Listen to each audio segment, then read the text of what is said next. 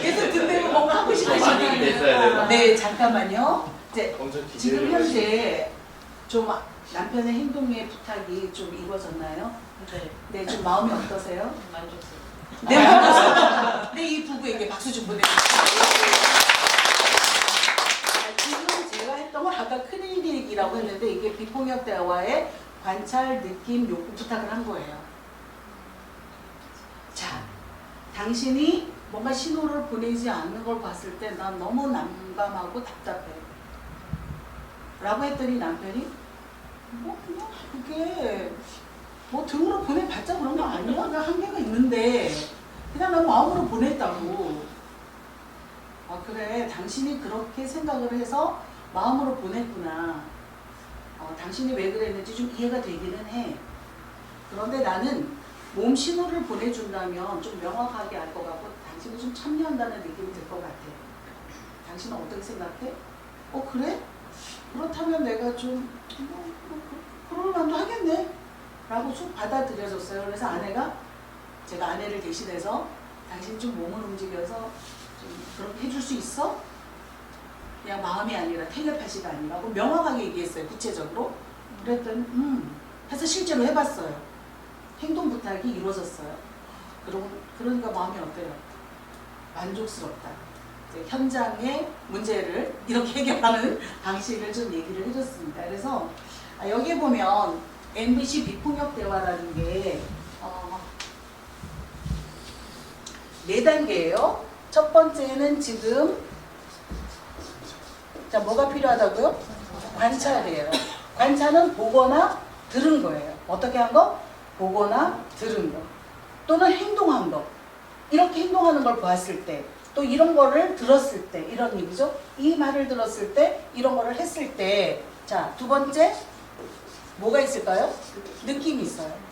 자, 느낌에는 두 가지가 있어요. 아까 실내 게임 했을 때, 뭐로 좀 느끼기도 했었죠?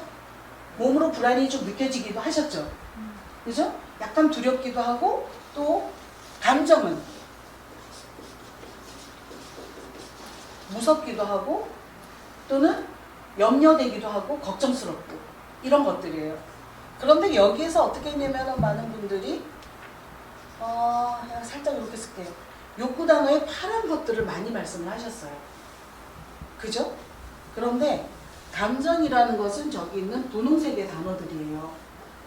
그런데 실제로 우리가 아까 말씀하셨던 대로 이 단어를 보면 뭐가 더 많아요?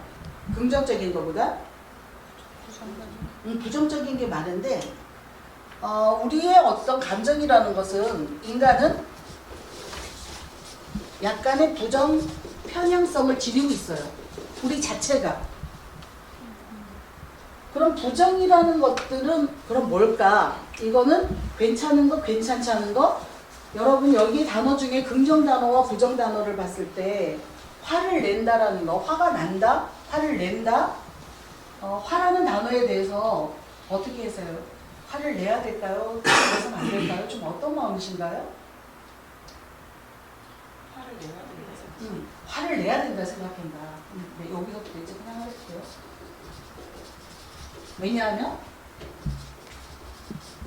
이유가 있다면 그게 또 참으면 참을수록 나중에는 또 화가 더 커질 수 있으니까. 화가 분노가 되는 거를 막으려면 화를 좀 낼 때 내야 되는 게 필요하다. 네. 그러면 화를 낸 다음에 내 마음은 좀 어떤가요? 네, 이게 또 불편해요.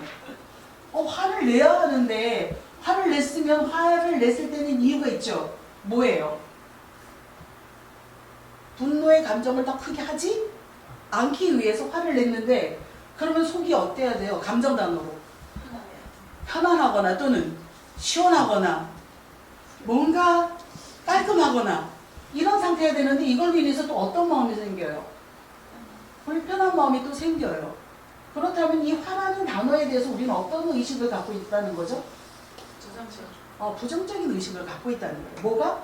단어에 대해서 우리의 감정이 부정이라는 단어에 대해서 굉장히 의식적으로 뭐를 하고 있다? 해서는 안 되는 거라 생각한다는 거예요. 근데 해서는 안 되는 게 아니라 할 수 있는 거라는 거예요. 마찬가지로.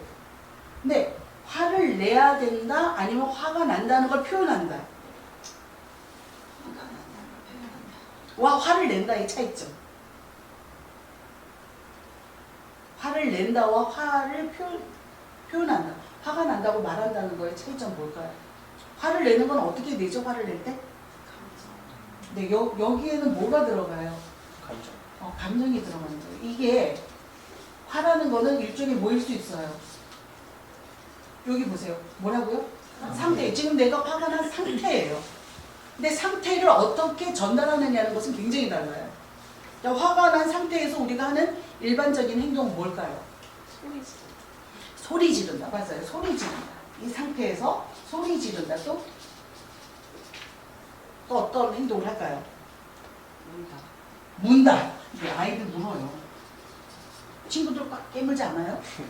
물기도 해요. 화가 나면. 또 운다.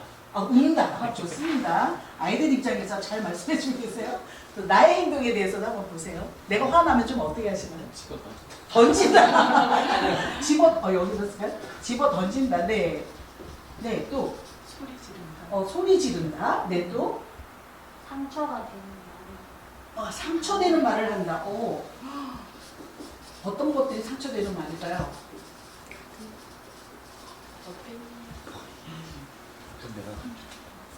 내가 상대방이 싫어하는 상대방이 듣기 싫어하는 말. 예를 들어 구체적으로 좀 이하 비하. 예를 들어서 비하를 실제로 해주세요. 살아있는 언어로. 네, 우리 살아있는 말이란 생동하는 에너지예요. 그래서 지나가면은 그때를 다시 되돌리기가 너무나 힘들고 그때로 돌아가면 서로 말이 통해요, 안 통해요? 안 통해요. 부부싸움을 하는 이유 중에서 해결되지 않는 이유가 그거예요. 살아있지 않아요, 그때는. 그런데 옛날 걸 끄집어내서 얘기하면은 통해요, 안 통해요?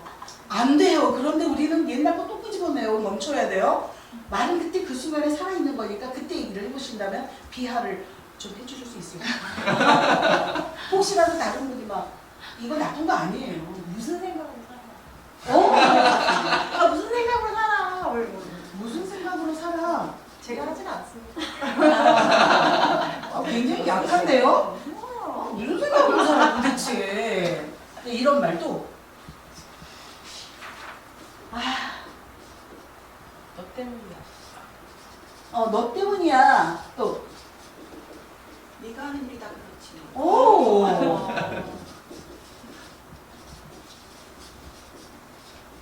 이 중에서 이거 해볼까요? 이걸로? 이거 말씀해 주신 분 손 들어주세요. 선생님이시군요.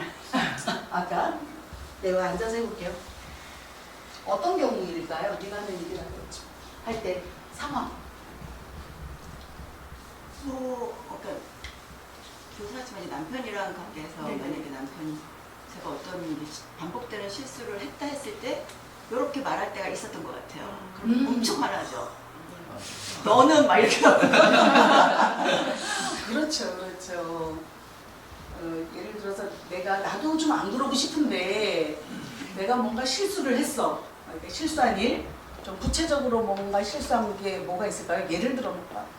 구체적으로 표현할 수 있는 게 있을까요? 어떤 거를 그 기간 내에 빨리 해결했어야 되는, 처리했어야 되는 어떤 재정적인 거라든가 뭐 입금을 시키는 이런 걸 잃어버리고 그 기한을 놓치거나 그렇죠. 그런 경우. 네. 그럼 이제 그게 이제 처리가 된 줄 알았는데 나중에 보니까 처리가 안 돼 있어. 그럼 이제 그러지 이제 남편이 이렇게 그래 당신은 뭐 그렇지 뭐 이렇게 자치면 화가 나겠죠. 그렇죠. 뭔가 세금이나 이런 것들을 제때 잘 내야 되는데도 불구하고 이게 몇 번째야? 야, 참. 네가 하는 일이 뭐 다 그렇지. 그 말을 들으니까 지금 마음이 어때? 화가 엄청 날 것 같아. 사실 이런 말을 많이 들어보진 않았는데 제가 남편한테 속으로 이런 얘기를 많이 했던 것 같아요. 근데 입 밖으로 내면 엄청 화나는 말이잖아요. 그리고 돌아서서 얘기하고 그래서 사실 관계를 완전히 깰 수밖에 없는 말 같아요. 관계를 깨는 말일 수도 있겠죠. 이제 이거를 들었을 때 나는 지금 화가 나잖아요. 그럴 때는 나는 어떻게 하나요? 이제 그랬다는 뜻이 아니라 그렇다면이란 가정이에요. 또 또 선생님이 늘 이렇게 산다는 뜻 아닙니다. 예를 들어 주셔서 너무 감사하고 또 우리는 이런 보편적인 이야기들이 우리 삶에는 있기 때문에 함께 나눠보자는 뜻입니다. 그런데 이제 그 일에 대해서 그럼 그때보다 그럼 당신은 이렇게 공격이 되는 것 같아요. 당신은 그러면서